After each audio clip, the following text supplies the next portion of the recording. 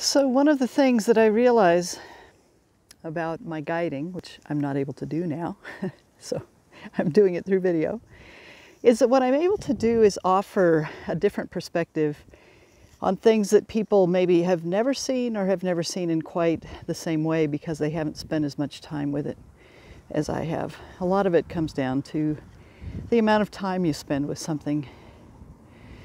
And I have spent a lot of time in my life being still in nature and musing about things. It's something I have done a lot of, and which a lot of people are learning to do now, being still and learning to muse about things, or doing whatever you do with your still time, because a lot of people are being given a lot of still time. And to me, that's the greatest gift of this coronavirus that has visited us. And you know, at the moment we're in a moment of watching the curve, and if you've looked at the curve, you will realize we haven't flattened it, and hopefully we are beginning to. What we're seeing on the curve now is what was true 3 weeks ago, which is interesting to me because I have something, I think about that, I call it light from a dinosaur planet. The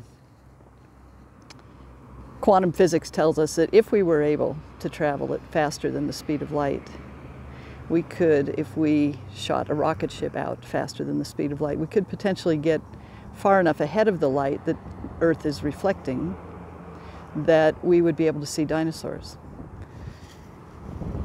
So when I think about something that's the reflection of something that I did in the past, I think of it as light from a dinosaur planet.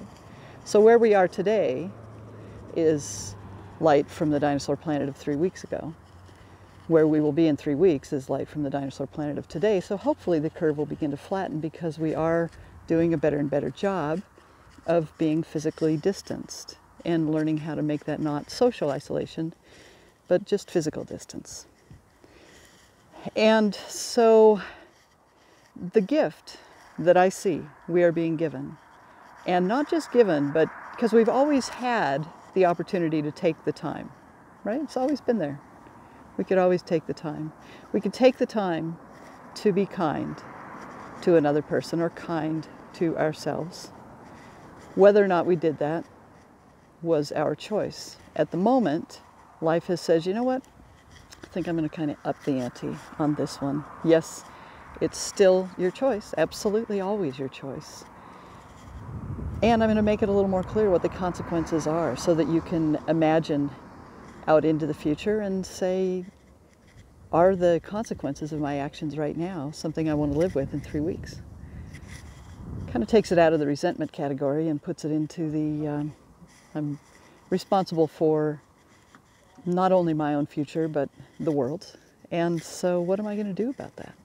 It's just a matter of personal desire and decision, and it's pretty amazing how we've been set up so that money actually at this moment has been taken out of the equation because the money is so screwed.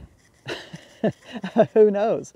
You know, we're all in this together and the money is screwed. So what we have is each other, and we have time. And what I'm seeing myself all over is that people are taking the time to be kind.